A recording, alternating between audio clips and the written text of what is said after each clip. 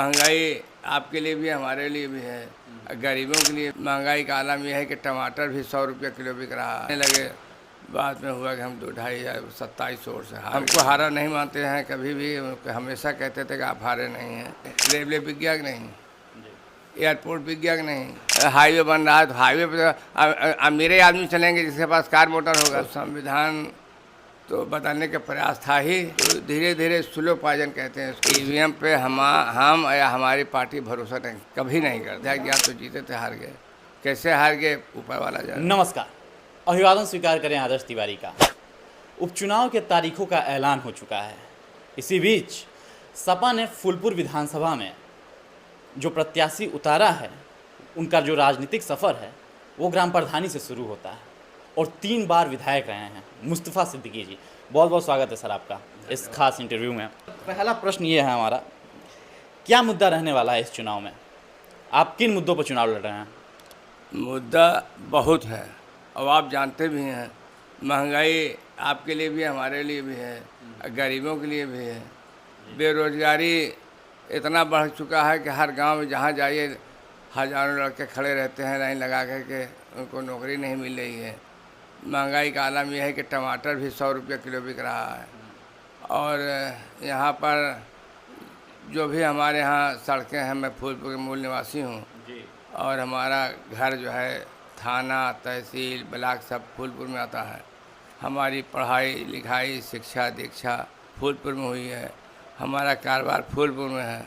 अभी तक तो हम 2 बार सोनाव से विधायक रहे और वहाँ पर जो है आरक्षित हो जाने के कारण हम प्रतापपुर में आए। एक बार प्रतापपुर में भी जीते और इसके बाद अपने राष्ट्रीय अध्यक्ष के मंशा के अनुसार हम फूलपुर आए। फूलपुर में चुनाव लड़े, 1 लाख से ज़्यादा वोट मिला। लेकिन एक बार घोषित भी हुआ, टेलीविज़न पे लोग हमको बधाई देने लगे। बाद में हुआ कि हम 2-2.5 2700 से हार गए हैं। तो हमारी पार्टी ने, अब सबसे पहले तो हम अपने राष्ट्रीय अध्यक्ष माननीय अखिलेश यादव जी का आभार व्यक्त करते हैं कि चुनाव हारने के बाद भी उन्होंने हमारे पर विश्वास किया और वो हमको हारा नहीं मानते हैं कभी भी। हमेशा कहते थे कि आप हारे नहीं हैं। लेकिन इस बार जो उन्होंने हमारे पर विश्वास किया है, तो उस बार जब हम फूलपुर में आए थे तो 10 दिन पहले आए थे, नॉमिनेशन शुरू हो गया था, उसके बाद आए थे। हम थे प्रतापपुर विधायक थे। अब पार्टी के फैसले के निर्णय के अनुसार हम फूलपुर आए, तो 10 दिन में बहुत कवर नहीं कर पाए।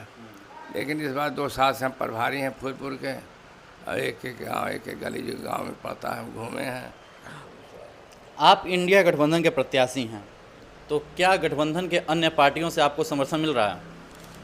इंडिया गठबंधन के प्रत्याशी हैं और इंडिया गठबंधन के लोग पहले से ही हमारे साथ जुड़े हुए हैं और सारे लोग हमारे साथ जुड़ करके हमारा काम कर रहे हैं। टिकट न मिलने से एक वीडियो वायरल हो रहा था जब टिकट मिल गया आपको, तो जिन्होंने टिकट नहीं मिला है उस वीडियो में कहा जा रहा था कि वो लोग आक्रोशित हैं और आपका विरोध हो रहा था उस वीडियो में। तो क्या पार्टी में अंतर्कलह भी है? पार्टी में कोई अंतर्कलह नहीं है। 50-60 आदमी, चूँकि इस वक्त समाजवादी पार्टी के साथ सारे समाज जुड़े हुए हैं, तो हर व्यक्ति चाहता है विधायक बनना। तो 50-60 आदमी एप्लीकेशन दिए थे और ये सोच करके हम लड़के जीत लेंगे। लेकिन पार्टी ने हमको चुना, तो जब टिकट नहीं मिलता है तो थोड़ा बहुत विरोध आदमी करता है। और वो भी कोई हमारे पदाधिकारी नहीं है, कोई हमारे संगठन का आदमी नहीं है, वो टिकटार्थी थे। थोड़ा बहुत हुआ, तो उसमें पार्टी में कोई अंतर्कलह नहीं है। भाजपा का कहना है कि सपा के जीतने का फॉर्मूला ही यही है कि भ्रम फैला देना कि लोकतंत्र खतरे में है, आरक्षण खत्म हो रहा है। ऐसा भ्रम फैला कर ये लोग जीत जाते हैं। क्या कहना है? आप बताइए, रेलवे बिक गया कि नहीं, एयरपोर्ट बिक गया कि नहीं, बोलिए। और बहुत से सरकारी तंत्र बिक रहे हैं, अंबानी अडानी ले रहे हैं उसको। अभी हमारे 1 महीना पहले माननीय हमारे मुख्यमंत्री योगी आदित्यनाथ जी ने एक मेला लगवाया था इफ्को के अंदर हमारे 10 कदम पे। बहुत से लोग आए, बहुत उद्योगपति भी लोग आए। उन लोगों ने कहा भाई ऐसा है कि हम लोग प्राइवेट संस्था हैं, हम आपको नौकरी 10-12 हज़ार से ज़्यादा नहीं दे पाएंगे। और उसके लिए आपको चलना पड़ेगा गुजरात और महाराष्ट्र। तो एप्लीकेशन किसी ने नहीं दिया, 10-12 हज़ार के लिए क्यों जाएंगे वो। तो अब सरकारी जब सबसे बड़े अब तो आरक्षण देंगे किस में, जब हमारे पास सरकारी नौकरी है ही नहीं है, सरकारी वो है नहीं, तो हम कहाँ से देंगे आपको नौकरी। तो धीरे धीरे स्लो पायजन कहते हैं इसको, इसी तरीके से आरक्षण ख़त्म हो रहा है। आप भी जान रहे हैं, आप तो नहीं जान रहे कि आपके यहाँ कितने लड़के इधर 10 साल के अंदर कितने लड़के नौकरी पाए आपके यहाँ, ये आप बताइए कितना पाए हैं, आप नहीं जान रहे हैं। आपके यहाँ सारे हज़ारों लड़के घूम रहे हैं, तो अपने आप ही आरक्षण ख़त्म हो रहा है। और संविधान की बात है तो संविधान तो बदलने का प्रयास था ही, लेकिन पूर्ण बहुमत सरकार न बनने के कारण रुक गया। इसके मुख्य श्रेय हम लोग राष्ट्रीय अध्यक्ष माननीय अखिलेश यादव को मानते हैं। 2022 का जो चुनाव था उसमें आप हार गए थे, हालांकि अंतर कम रहा, 2500 वोटों से आप हारे थे, 2500 वोटों से।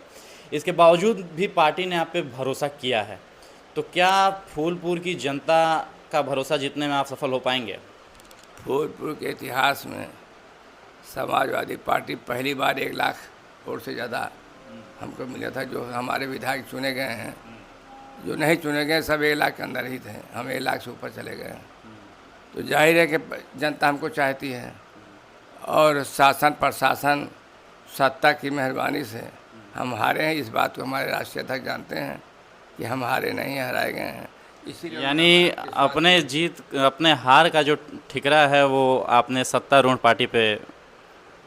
हम सत्तारूढ़ नहीं कह रहे हैं, सत्ता ये जनता जो कहती है वो हम बता रहे हैं। अच्छा। जनता कहती है कि किसी भी आप जनता से पूछ लीजिए, भाजपा के किसी नेता से पूछ लीजिए, जो छोटे नेता हैं, वो कहते हैं नहीं विधायक जी आप तो जीते थे, हार गए। कैसे हार गए ऊपर वाला जाने।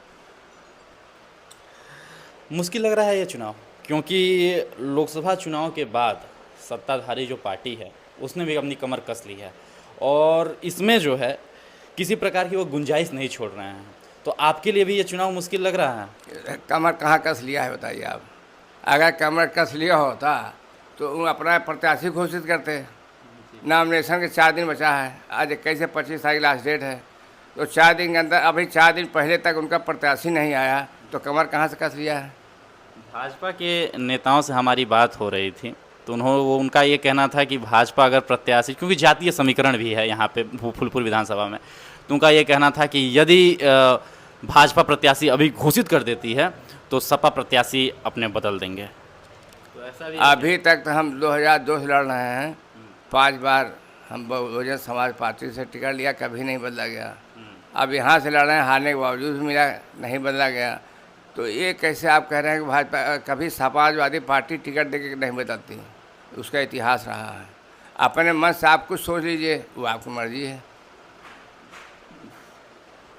नहीं, तो सपा तो प्रत्याशी बदली थी, अभी 2022 का ही जब चुनाव था उसमें भी उन्होंने प्रत्याशी बदला था। प्रत्याशी कहीं नहीं बदला है, कहीं किसी मजबूरी, किसी परिस्थिति के वजह से, किसी के दबाव से भले कहीं एक आध केस हो गया हो, इसके लिए हम कसम नहीं खाते, लेकिन प्रत्याशी कभी नहीं बदलती। आपका विजन क्या है फूलपुर विधानसभा को लेकर के? देखिए, हमने आपसे बताया कि मैं फूलपुर के मूल निवासी हूँ, और फूलपुर की कठिनाई परेशानी के बारे में अच्छी तरीके से जानता हूँ। और वहाँ पे 1971 से पहले विजय लक्ष्मी पंडित जी आई थी, उन्होंने एक तहसील ठीक सामने एक इंटरमीडिएट कॉलेज सरकारी दिया था। आज 50 साल हो गया, दूसरा कोई सरकारी स्कूल फूलपुर में हो बताइए आप कहीं देखें हो बताइए आप। नहीं देखा ना आपने। आप कोई भी टेक्निकल एजुकेशन जैसे है, पॉलिटेक्निक है, इंजीनियरिंग है, मेडिकल है, कोई कॉलेज खोला हो बताइए आप। जवाहरलाल नेहरू जब मरे थे, उनका हम लोग छोटे छोटे थे, उनका राख वाख छिड़का गया था, तो इंदिरा गांधी ने 1975 में इसको फैक्ट्री दिया था। ऑटोमेटिक मशीन है, 1000 आदमी से ज़्यादा उसमें काम नहीं कर सकते। उसके बाद से आज तक कोई फैक्ट्री लगी हो फूलपुर में बताइए आप। फूलपुर कहाँ कहीं आप गांव के सड़कों पर जाइए, अभी हमारे इसको ठीक सामने एक बीरकाजी गांव पड़ता है, वहाँ से आप हाईवे में काम हुआ है, इसको हम इनकार नहीं करते, लेकिन हाईवे के बाद जो आप गांव के सड़कों पर जाते हैं सब गड्ढा है। इतना गड्ढा है कि 1 किलोमीटर आप 2 घंटा लग जाएगा आपको उसके सामने जाने में। और कोई गांव की ऐसी सड़क नहीं जो बनी हो। ऊपर ही तो बहुत दिखाया है कि हाँ हाईवे बन रहा है, तो हाईवे पर तो अमीरे आदमी चलेंगे जिसके पास कार मोटर होगा, गरीब आदमी क्यों चलेगा। गरीब आदमी तो गाँव में चलता है, गाँव में तो कोई काम हुआ नहीं। जब गांव कोई काम नहीं हुआ तो गांव के जनता क्यों आपको वोट देगी? ग्रामीण विकास पे आपका ध्यान रहेगा। ग्रामीण विकास के हम प्रधान रहे हैं। हमारा गांव, हमारा तहसील, हमारा थाना, हमारा ब्लॉक सब फूलपुर है। हम बचपन से वहीं पैदा हुए, वहीं बड़े हुए, वहीं पढ़ाई लिखाई, वहीं कारोबार भी शुरू किए। तो हम वहाँ की समस्या जानते हैं। पानी में डूब रहा है मकान, बरसात में उसकी कोई नाला नहीं है। आप फूलपुर कोहना में चले जाइए, वहाँ पे पानी लोग गांव में सब बजबजा रहा है, मच्छर मारे फरात पड़ा हुआ है, कोई उसका पुरसहार नहीं, कोई सरकारी स्कूल नहीं, कोई सरकारी शिक्षा संस्थान नहीं, कोई सरकारी अस्पताल नहीं। एक 50 साल पहले हम लोग छोटे थे, एक अस्पताल था, वो उसकी हालत जब गिर गया वो, तो ब्लॉक के अंदर 4 कमरा बना के अस्पताल बना हुआ है, बाकी कुछ है ही नहीं वहाँ उसका। कोई भी ऐसा नहीं है जिसको आप कह सकें कि 50 साल में पहले प्रधानमंत्री हमारे इस देश के रहे जवाहरलाल नेहरू, वो उस फूलपुर के विधानसभा में अभी तक कोई काम नहीं हुआ। तो फूलपुर जनता परेशान है। और ये जो लोग कहते हैं जात पात, ऐसा भाई मुसलमान कितने हैं? 40,000 50,000, तो हम 1 लाख वोट कहाँ से पा गए?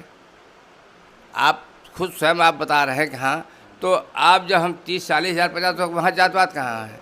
अगर 40,000 30,000 वाला मुसलमान 1 लाख पा रहा है तो दूसरे ही समाज के लोग दे रहे हैं ना वोट। हम 3 बार जीते हैं, कहीं भी 30-40,000 वोट नहीं है। सोराव में भी नहीं है। सोराव तो पटेल बहुत छे था, वहाँ से लगातार 2 बार लड़े, 2 बार जीत गए। प्रतापपुर में भी नहीं है मुसलमान, 50,000 होंगे, वहाँ भी हम लड़े जीत गए। तो जात पात कहाँ है? जात पात कहने हो, हमारे चुनाव में तो कभी जात पात हुआ ही नहीं, क्योंकि हम हर समाज का आदर करते हैं, हर समाज का काम करते हैं। तो हमारे पास तो कभी ऐसा नहीं है। अंतिम प्रश्न माननीय हमारा आपसे ये है, ईवीएम पे भरोसा करते हैं? क्योंकि क्या पता आप अपने भविष्य में हार का ठिकरा भी ईवीएम पे फोड़ दें। देखिए, ईवीएम पे हम या हमारी पार्टी भरोसा नहीं, कभी नहीं करती। लेकिन सरकारी तंत्र जो है उसी को मानती है सही है, तो हम उसमें हम लोग कर क्या सकते हैं? वैसे अगर मानिए तो ईवीएम भरोसा किसी को नहीं है, जनता को भी नहीं है। तो ये थे हमारे साथ फूलपुर विधानसभा से मुस्तफ़ा सिद्दीकी जी, जो कि यहाँ से सपा से प्रत्याशी हैं।